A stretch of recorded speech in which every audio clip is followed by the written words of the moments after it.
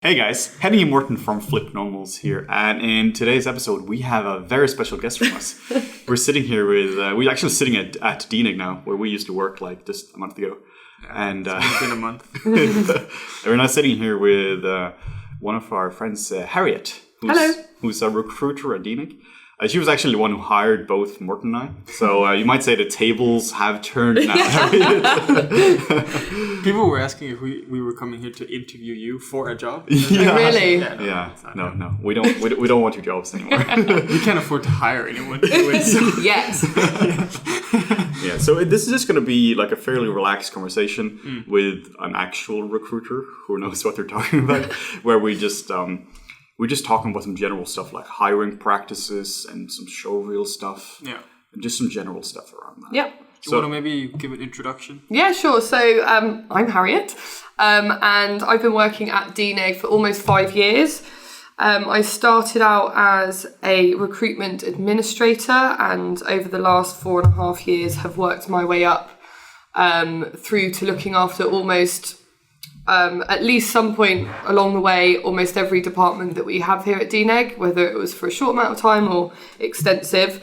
But at present, I currently look after all the entry-level routes into the business. So all our Greenlight programs, so apprenticeships, internships, graduate schemes and running, and junior roles across like editorial, accounts and that kind of thing.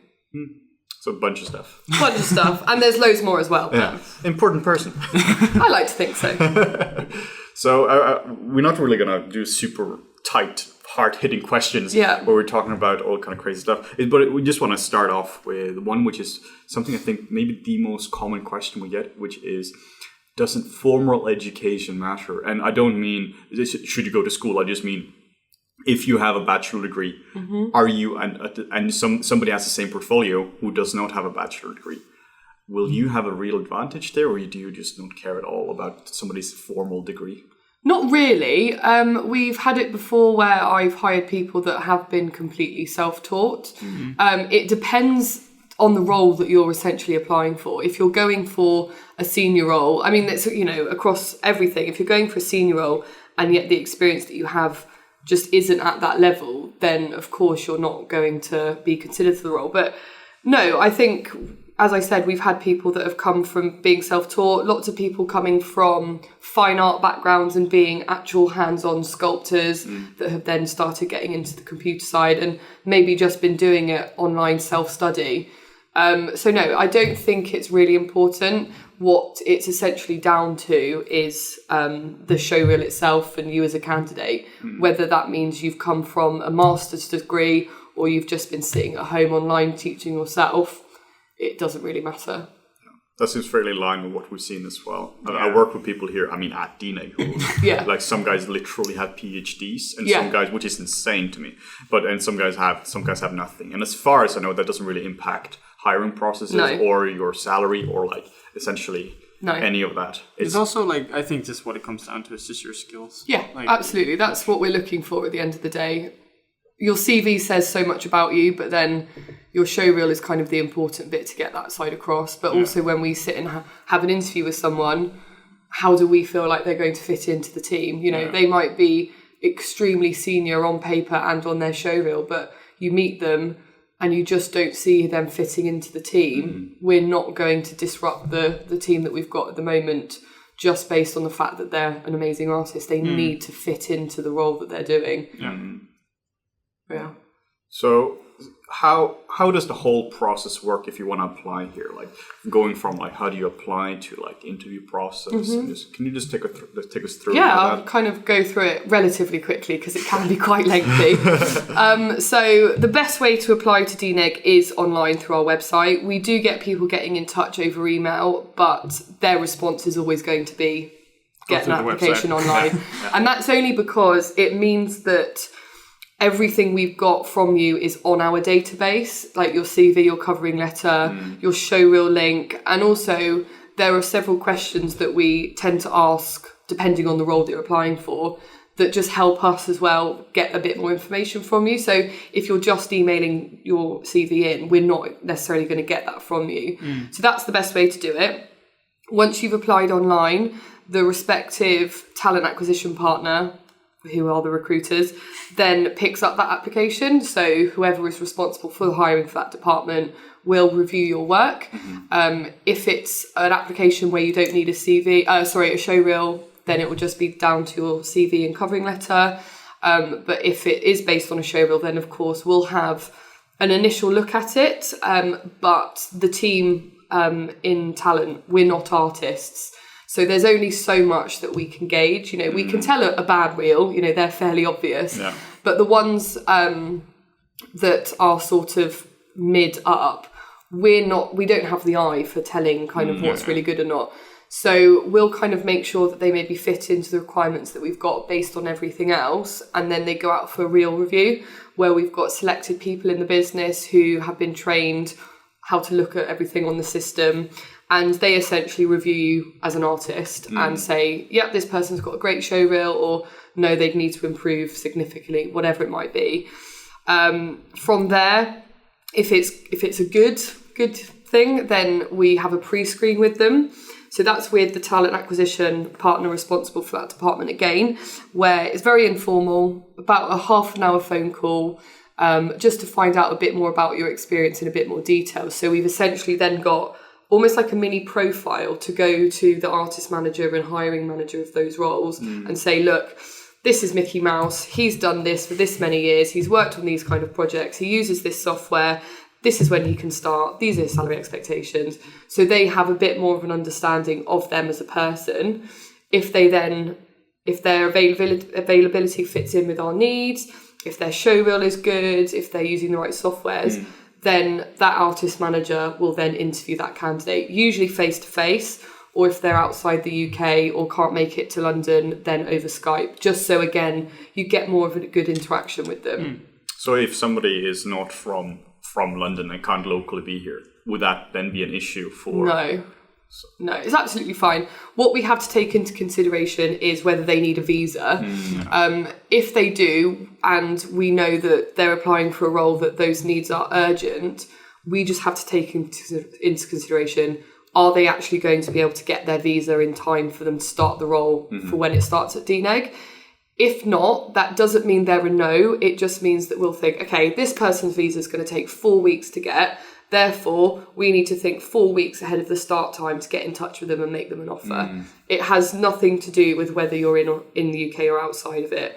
No. Does that impact if you have two sort of similar candidates? One requires a visa and one doesn't. Would you typically go for the one who doesn't because it's easier to? If it's for the role that starts sooner, and it means that they're going to be able to get here quicker, then yes, we do tend to go for that. If you've got two people, and for whatever reason, the candidate that does need a visa, for whatever area of their application, does come off as a stronger candidate, then no, we'll hire the stronger candidate. But we just have to make sure that we've got enough time to actually get them a visa, to get them starting on the role. And we've had it before where delays have happened that have been out of our hands, been out of the candidate's hands, and we've just had to make sure we're keeping up with the schedule and we're updating the hiring team to say, look, this person's visa's been delayed, they're not going to be able to start until next week, and they just update it. So we're always communicating. So when you issue, just for the visa stuff like that, is that typically like people that stay here for a longer time because you have to go through the visa process and get them a visa? Is that usually, or? No, we hire people that need visas for 3-month contracts. Okay.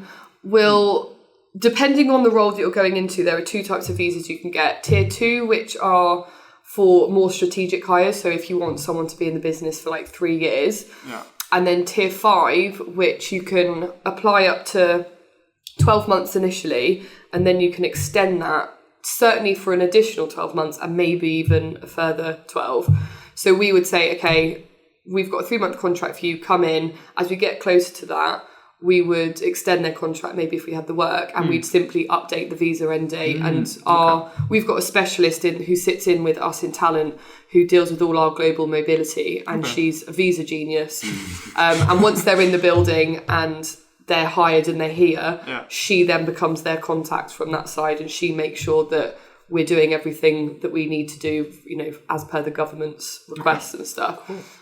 So your visa's always in line with your contract, and then it's a case of just updating it and extending it when we can. Okay. Cool. I have a point here, which we had a question here, which was, are foreigners considered? And here I don't mean just you have to be in a country, but there were a bunch of people who were just afraid that, what if I'm Swedish or from a different country, then I'm not from the UK? Yeah. I mean, then will I be considered for it? And I just want to make a point here. This is one of the most diverse industries I've ever seen. Yeah. If you're sitting any one of the rooms here at DNIC and any other studio, you're sitting with 10 different nationalities, different skin colors, different background, different ages. Yeah. It is diverse in pretty much every single way you can think of. Yeah. Is there because I know they have this in Canada. Yeah. With hiring, priority hires within the country first, looking for talent within the country first. Yeah. If you can't find that, yeah. then you can hire outside. Yeah, so Canada, they're more restricted when it comes to that kind of thing. So yes, they do have to look at Canadian talent over everything else. Right, okay. It's a bit different in London, so it's a lot easier for us. So Canada struggle a lot more to hire Indian nationals than we do here in London. So if they've got a good candidate in Vancouver that they're talking to, and it turns out that they require a visa because they're Indian, they'll either send them to our Indian locations or even here in London because it's a lot easier for us. Okay. Interesting. It's still a lengthy process, but it's fine. In terms of your question, Henning, it doesn't matter where you are in the UK, in the world. No. As long as you're being realistic with the job that you're applying for, the restrictions that we have here in London with visas is there's a minimum salary that you have to offer that person. So because that's at a certain level, anyone below that, based on their experience, we're not able to consider. So that does mean people wanting to come in as runners or as graduates or, just junior artists in general, we can't consider. And that's not because of us, it's because of the restrictions in place set out by the government, which is heartbreaking to tell a lot of people. We get so many people that come from international countries, doing masters or studying here, and they're not told how difficult it's then going to be once they graduate and they're no longer on a student visa. And quite often I've been the only person or the first person to tell them how it's not possible, and you can just see their hearts breaking in front of you. I think that's pretty important to know. I had no idea that was the case. Yeah, so it's all respective of the salaries. Yeah. And if you're a graduate and actually your work is okay, you are at this level, then fine, but realistically that doesn't happen often. No. It's not. No. But then in terms of visas, at least if you're in the European Union, at least for now, until they screw it up even more, at least then you're fine in terms of any UK studio. Yeah. So countries then which would require visa, I guess, would be India, Australia, New Zealand, and the US, China. Do you have a lot of Chinese applicants coming over? We talk. I've been chatting to quite a few people from China recently. Because there's a lot of I see a lot of people online now posting from China. It's growing. Very talented people. Yeah, Base Effects is huge over in China at the moment, and it worked the way that obviously in recruitment it works. You talk to someone, you hire them, and it's right, who do you know? Yeah. Who can we hire out of your friends? And so as soon as you start getting people from those locations, it then does sort of have that snowball effect where they can recommend people that they've worked with previously. We can get in touch with them, have those conversations, and essentially hire them as well. So it kind of snowballs like that. So we got a bit off track here talking about visas and stuff, but so whereas is you had a phone interview with a candidate now. Oh yeah. Yes. So no, it's fine. I mean, it's is this a flowing conversation? So once you have your Skype or face-to-face interview with the artist manager, again, those respective recruiters and teams have weekly catch-ups to go through all the people that they've spoken to. Compare that against the CS and the requirements that we know we've got, and we'll then basically start thinking about who they want to make offers to. The artist manager then comes to the recruiter with the contract dates, the salary that they would look at very careful based on the team that person would be coming into and how that balances out with the people that they'd be working with. Do they need a visa? Are we offering relocation based on that? Mm-hmm. So they'll give us all the information, and then the talent acquisition partner calls the candidate and talks them through that information. Cool. If for any reason then there's a negotiation process, again, that recruiter will go between the candidate and the department to come to an offer that both parties are happy with. And then we send them an offer they accept, hopefully. And, if they're outside the UK or international hires and we're offering relocation, then it would be a case of then assisting with that and supporting them with visa application processes. So we have immigration lawyers that we use. So they're all external, but would then be that point of contact, and then they would update DNEG on how the application is going. And if we're supporting flights and accommodation as well, then that process continues on from there. Once they start at DNEG, talent wash their hands of them, and they become HR's responsibility. And we never see you again. I didn't see you for like 2 years here. And now I can't get rid of you. Yeah. Sorry, Harriet. So, and then obviously HR look after their employee care and stuff. Yeah. Cool. Awesome. I was thinking about, because this is something I've been thinking about ever since I started working when it comes to covering letters. Yes. So, in my world, it's always been like, okay, now I just got to get this over with because I don't really care. Yeah. I have my show reel. This is what I want to do. Yeah. You were talking about, like, you have this sort of base, sort of like eye that you look. You look at the reels. You're like, okay, this is good enough to go through. To go through. Yeah. How important do you see covering letters being? Like when you. So obviously, be honest, Harriet. Being the person that looks after, so covering letters are really important, in my opinion, for people that don't have professional experience. Yeah. So, their CV essentially says, I've just graduated, and their show reel, again, is all university work. Yeah. So at that level, they're, in my opinion, very important. When you kind of go up the ladder and you've actually got a strong industry portfolio and you've kind of got a few studios listed on your CV, they're far less so. But for runners and things like that, because essentially you've got, say, 10 candidates all apply for a runner role, they've all just graduated, they've all got university projects on their show reel. Most of probably the same project. Very similar, because you get people applying from the same uni. It then does come down to the covering letter, and that is a chance for them to say why they want to work for DNEG. Specifically, not any of the other studios. I see that a lot. People. Dear MPC, no. Unfortunately, just they don't check their application, and you'd be amazed how often we see that. Yeah. So making sure you've got the right studio listed on there. That you're talking about, essentially how and why you got into visual effects.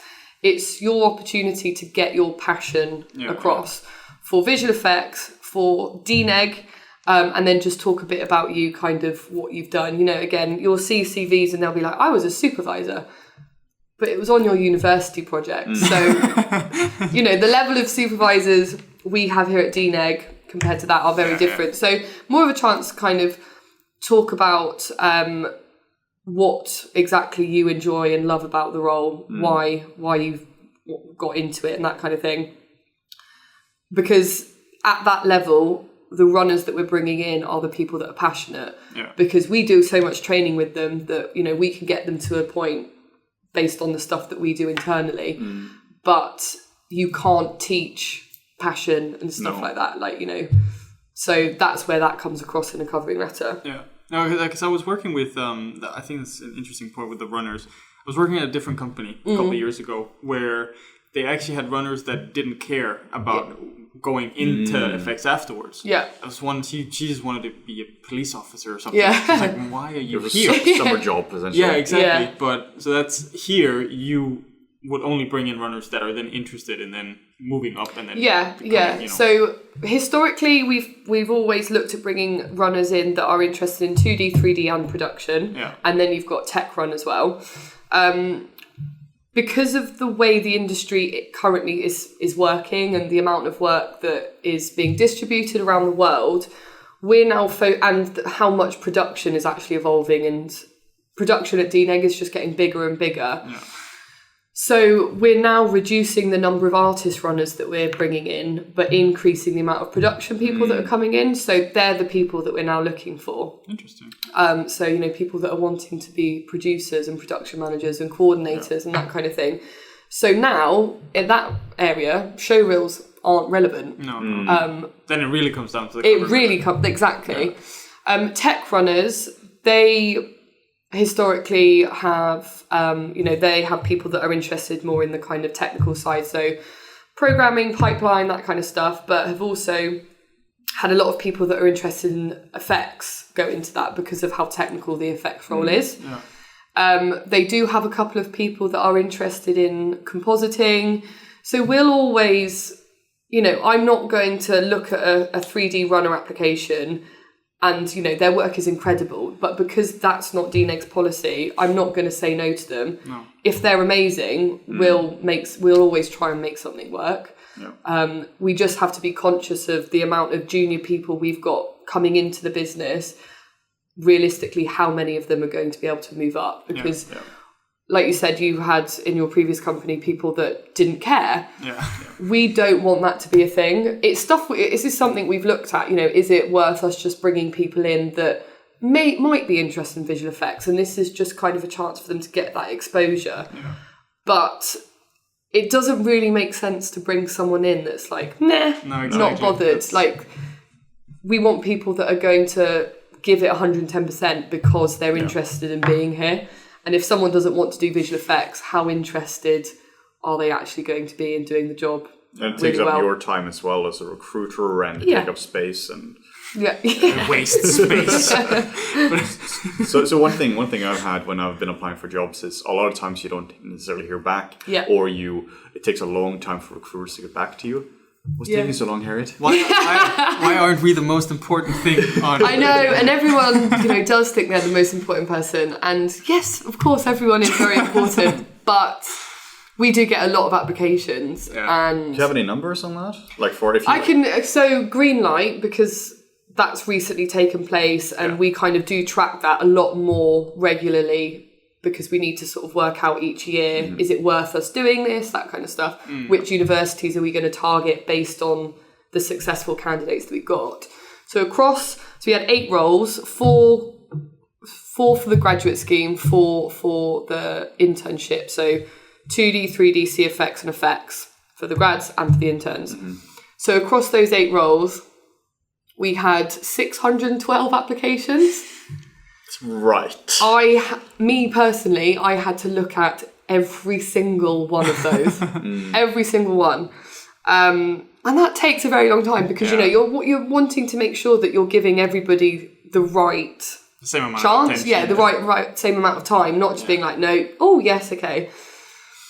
So it does take a lot, and I recently spoke to someone, you know, I applied for Greenlight, but I didn't hear back for ages. And because of the way Greenlight works, I wanted to make sure that people all found out at exactly the same time whether or not they'd got in. Yeah. Because quite often, you know, you've got friends applying, and if one person hears that they haven't got in, but the other person doesn't hear anything, are they going to think that they've got in, but actually I just haven't reviewed their application yet? So we waited until every 612 applications were reviewed. And we then shortlisted that down to the 40 people that we invited in for the assessment day.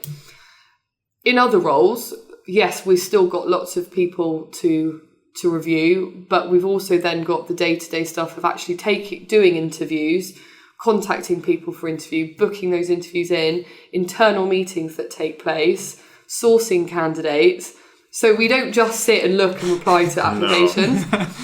When you've interviewed, I mean, typically we'd hope to get back to people if they apply within 2 weeks, but that doesn't always happen. No. That is my ultimate goal, is to make sure that someone knows within 2 weeks of applying whether or not they've got a role, but it doesn't always work out like that. Yeah. Once you've interviewed, or you've had a pre-screen at least, again, it will always be that we'll try and get back to you within the week, because what we want to make sure is that We've spoken to the respective hiring managers, we've talked to them about the candidate, and they've also had a chance to make a decision on whether or not they want to bring them in. So it's not always down to recruitment that are making those decisions. We do have to wait for other people. So sometimes that delay actually comes from further up and it's not sitting with recruitment.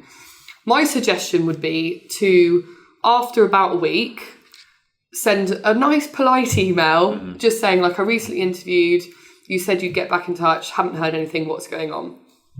Again, I say that, we might not be able to get back to you straight away. So, you know, without being too pushy, do check in with recruiters and they will reply to you like as soon as they can. I had a candidate from Greenlight that, you know, he was so keen to get feedback on why he'd not been successful, but he started leaving letters with reception. He had friends that worked here. He started getting those friends to email me, and I had to just go back and say, I will reply. I've just got more urgent things that I've got to do. You know, chill. Your feedback is very important to you, and I will try my best to get some to you. But I've got to hire roles that started yesterday, and so they take priority. So it's just being a bit more understanding about how much we have to deal with on our side of things.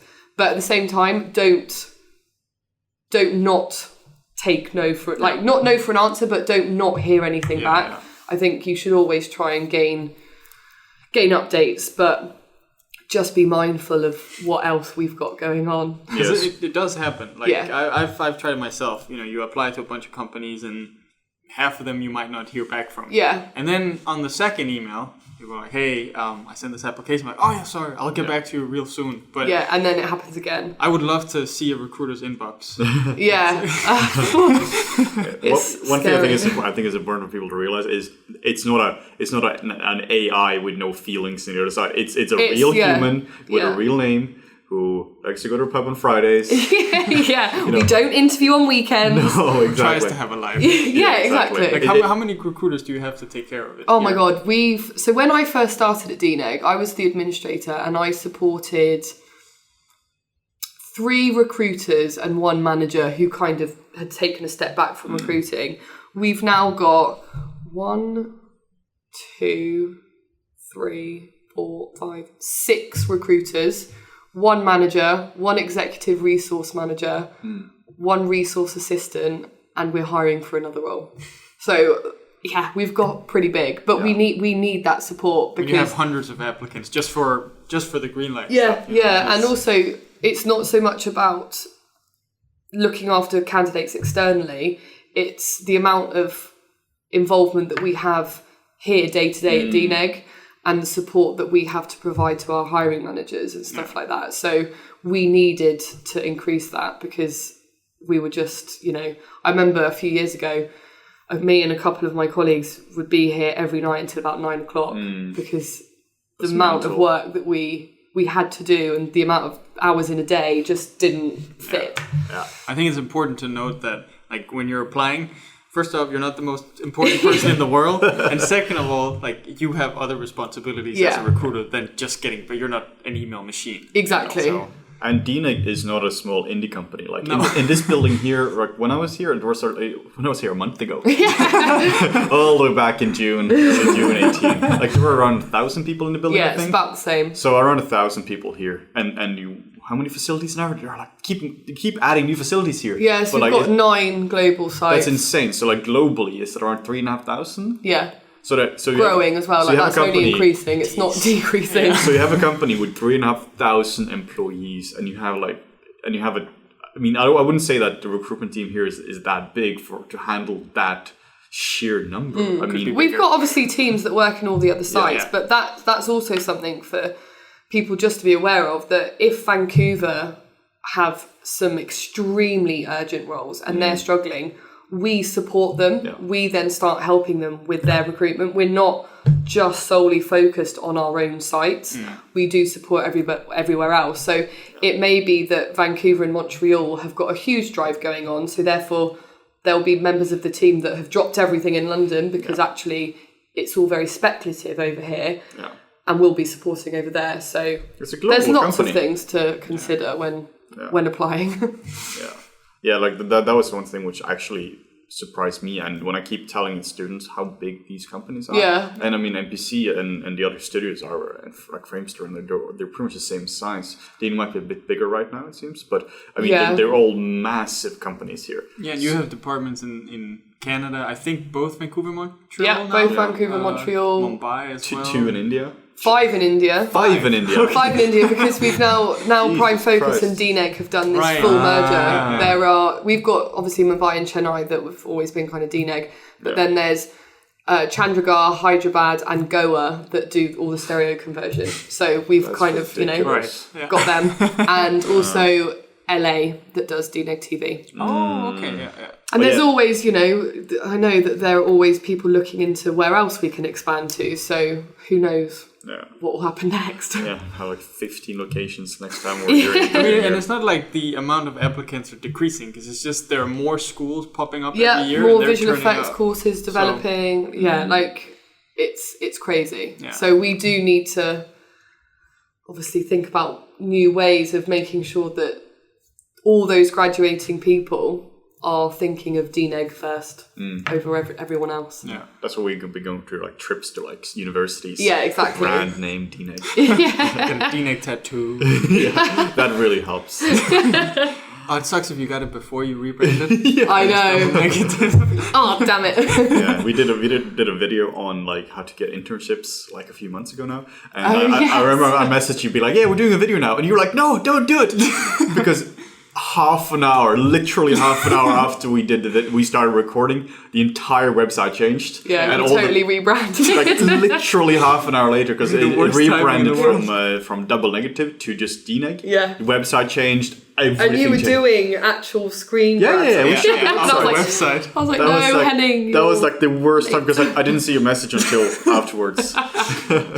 Terrible time. Yeah, it was funny. I want to talk a little bit just about the interview process because whenever I've had a bunch of interviews in VFX, including with you. Yeah. Yeah, that was fun. And I think a lot of people assume that an interview is you're sitting in a dark room, Gestapo style. You have a light in your face. Light in your face, maybe some fire there, and you're being asked questions like, what is your biggest weakness? Yeah. And it's just about grilling you. Yeah. But in my experience, it's been way more just about getting to know each other. So when you're interviewing somebody, what are you really looking for? Like, what is the purpose of the interview in your view? So we've recently changed how we interview. We now have this pre-screen part of the interview process. I don't think that existed. No, it didn't. So it's only been really going... Is that a Gestapo style? No, that's always house. Pre-screens are always over the phone, so that's always done without people having to travel over to London or whatever it might be. So that's when we, as recruiters, essentially create that profile to then pass on to the hiring managers. And at that point, it is really informal. It's more about, getting a vibe of who that candidate is as a person. So for me, looking at people that are graduates and don't have that experience, my typical process would be to get someone to talk me through university and what they did. So I went to University of Bournemouth and I studied visual effects. So what I want to know is, what each year consisted of. What type of projects did you work on? Were they solo projects? Were they group projects? If they were group projects, who took a lead role? How did you decide who took that lead role? So really kind of getting an idea of how university was structured. We obviously work with a huge amount of universities. So typically I know exactly how it's structured. So I'm just being a little bit annoying when I'm like, so come on, talk me through it. But it's really important for me to get their first-hand opinion and their details of how they found the course and stuff. From there, and obviously just like briefly talking about their future goals, like where do you want to see yourself progressing, that kind of thing. From interview for the other roles, sort of 3D, 2D animation and stuff, the pre-screen is similar to kind of what I would do, but they talk more about industry experience and types of projects that they've worked on and things like that. And then the hiring managers, when they either meet someone face-to-face or over Skype, they will tend to typically go into more technical information because they're from an artist background. They know more stuff. Like recruitment do all the when are you available, what are your salary expectations, when can you start, that kind of stuff. Warrior as a person. Exactly. And then the artist managers will be like, okay, talk to me about the softwares that you've used, what troubleshooting have you had to do, and kind of do it from that side of things. With me and my running roles, when people come in face to face, it's, again, we kind of go through all the stuff that I spoke with them on the phone, but that's because there's someone new in the interview process who wasn't in on that call and needs to know everything. So we kind of go through all that in a bit more detail. We talk about what the role is actually like here. So day to day, what a runner can expect to do, how it works, and how progression links in with being a runner here. You know, if you're an artist runner, you do this training. If you're a production runner, it works like this. And also setting their expectations to be realistic when they join. You know, the one question that I always get asked, how long will I be a runner for? How long's a piece of string? You know, it depends on you. Like, is that candidate sparky, proactive? Are they going out seeking getting more, you know, exposure to stuff? If they're kind of sitting in the background, bumbling on through, doing the role, they're not going to progress as quickly as someone that's going out and hunting for things to do. I guess it also depends on the schedule. Exactly, and that's the next thing. And is there actually a role for that person to move up into? If there's not, then you would continue to do training, continue to talk to people, meet people, and then as soon as we've got a role, it'll be like, right, you're ready to go, you move forward. So we obviously have to take into consideration those two factors. So yeah, it totally depends. I've had people being a runner for a month and I've had people being a runner for 12 months. Yeah, there are people who just did never go up from being a runner as well. And that's stuff that is communicated constantly with their artist manager. You know, is it because maybe they're not getting to grips with the training like the others are? We don't want to keep people as a runner forever. No. If they are not succeeding for whatever reason it might be, then that conversation will be had. And, you know, quite often it's like, look, you might go to a smaller studio and really excel. You might just not be getting on here at DNEG. So rather than stunting them and stopping them from going out, there's that conversation that has. And usually it's a very mutual agreement that, okay, your role here at DNEG finishes, but that's never see for it like bye. It's stay in touch and we'll see when you get a bit more hands-on experience in the role that you're interested in, and you know you can come back in a few years' time.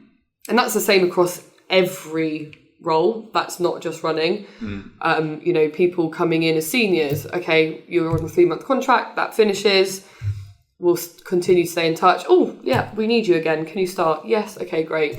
You start an educational company doing videos on YouTube. Yeah, and then, you know, it might be 6 months' time, you're totally bored of Flip Normals. And I'll be like, well, great, because we need some people at DNEG. So it's not like you have a black book of everyone who left and they're never coming back again. Depends why they left.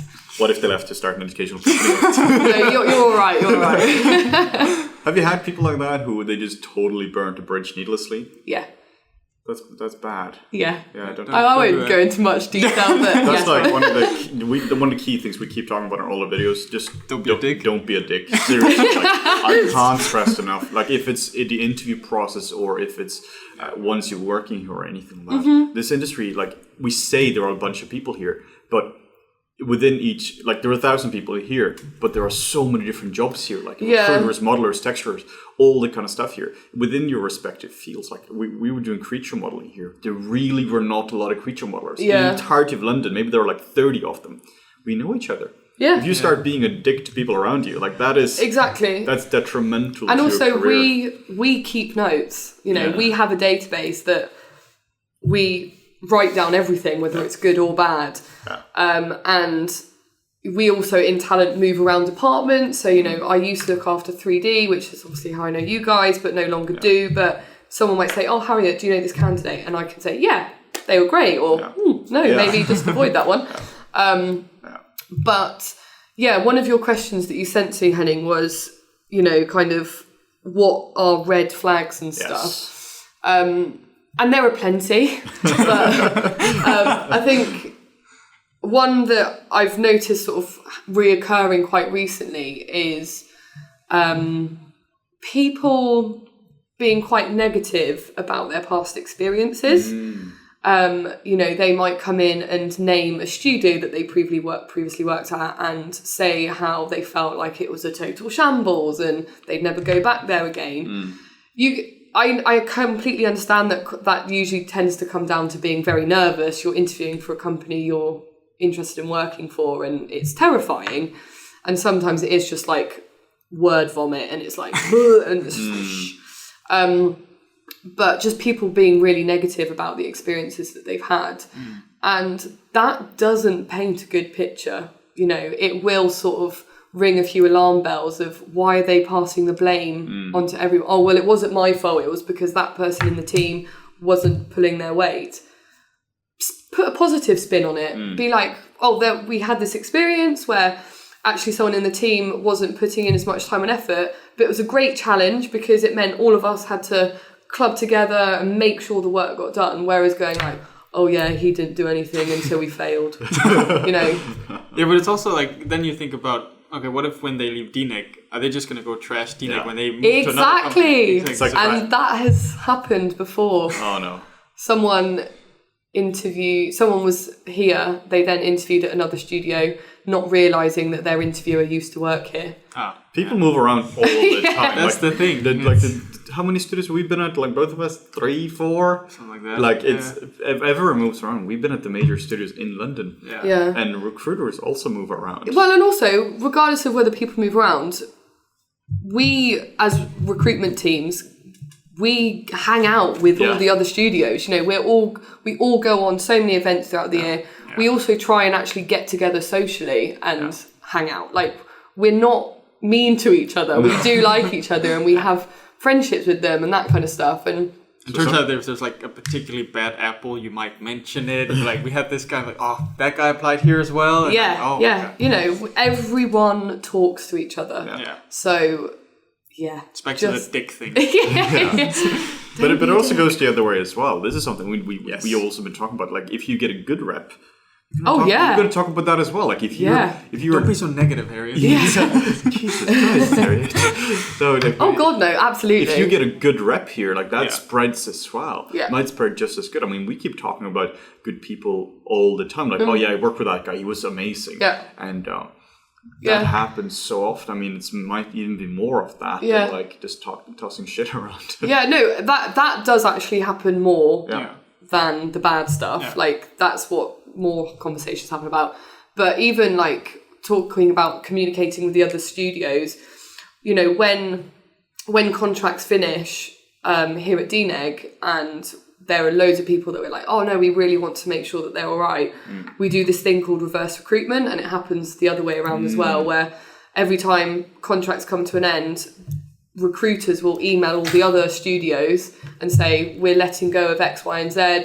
Here's their contact details, get in touch with them. So that's cool. We do a lot of that and communicate constantly. And, when we're looking for urgent roles, one of our port of calls will be to email the contacts we have and say, look, have you got anyone finishing in your environments team that we could consider here? Sometimes they're like, back off. But again, it's, we do talk about good stuff and about bad stuff. So, yeah. Your rep is extremely important. That is.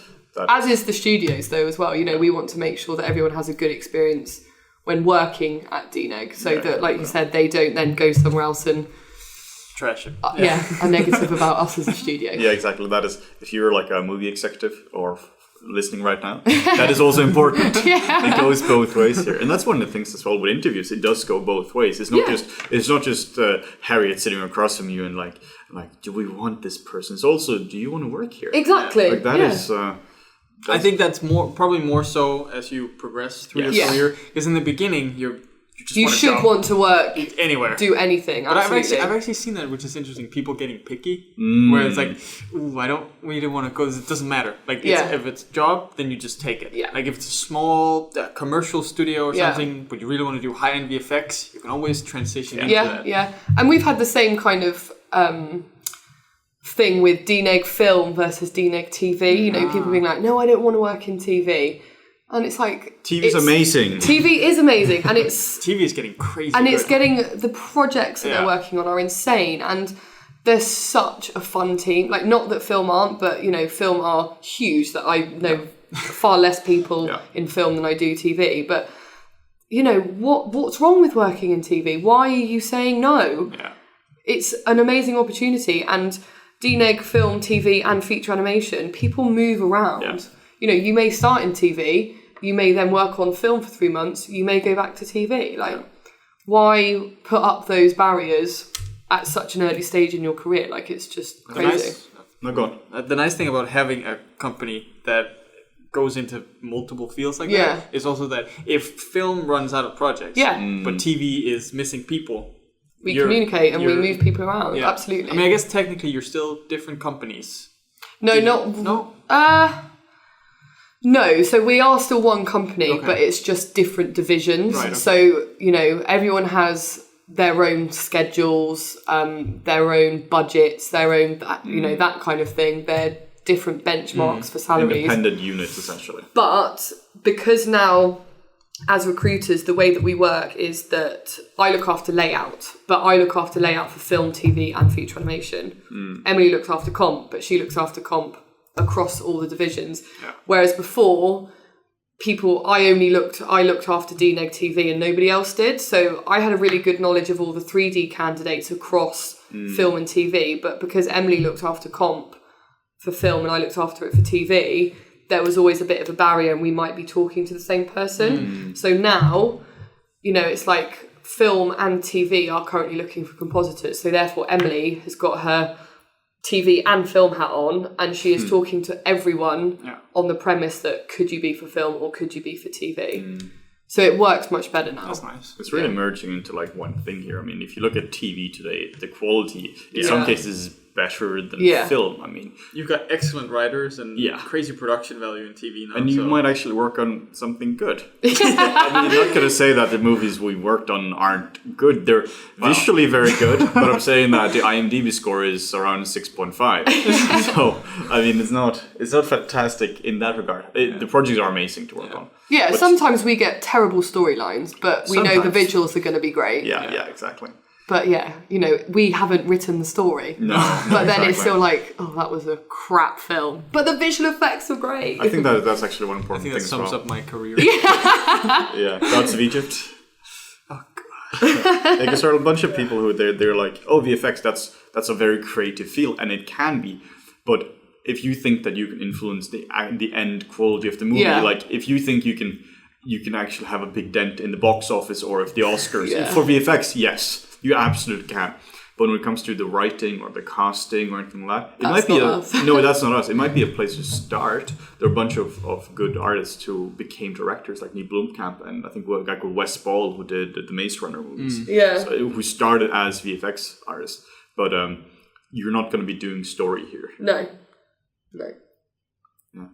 How much time do we have? 5 minutes. We have 5 minutes. Oh, wow. Okay, do you have any... It's flown by. Yeah, it has. And you also need to get some food at some point as well. I actually need food as well. Yeah.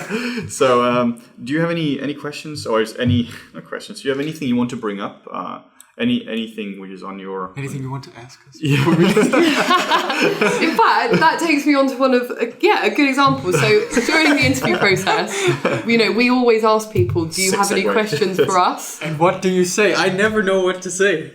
Quite often... we have actually answered all those questions during the interview process. And that's always great because it means we've done our job properly. Yeah. But say, I had all these questions, but actually you've answered them during this interview. You know, that's great. My favourite question, and I feel a bit, do I say this because now everybody's going to know it. Oh, like 100,000. Don't worry about it. Is people asking me and whoever I'm interviewing with why I like working at DNEG. You know, it's nice, and then we get to talk about actually what we really enjoy about being at DNEG. So yeah, just kind of flipping the table. You know, it doesn't have to be about the role. You know, it can be a personal question. You know, how did you get into DNEG? And then I can sit there and I can talk about my experience. It doesn't have to be like, when will I progress? How much money will I get? You know, think of something outside the box. And it's just a little bit more, gives you a better idea of what it's actually like to work here. Because, I could say so much stuff about how great it is and we do all this. I could be lying. I mean, I'm not, but I could be. So, spinning it round to be a personal question to whoever is interviewing you.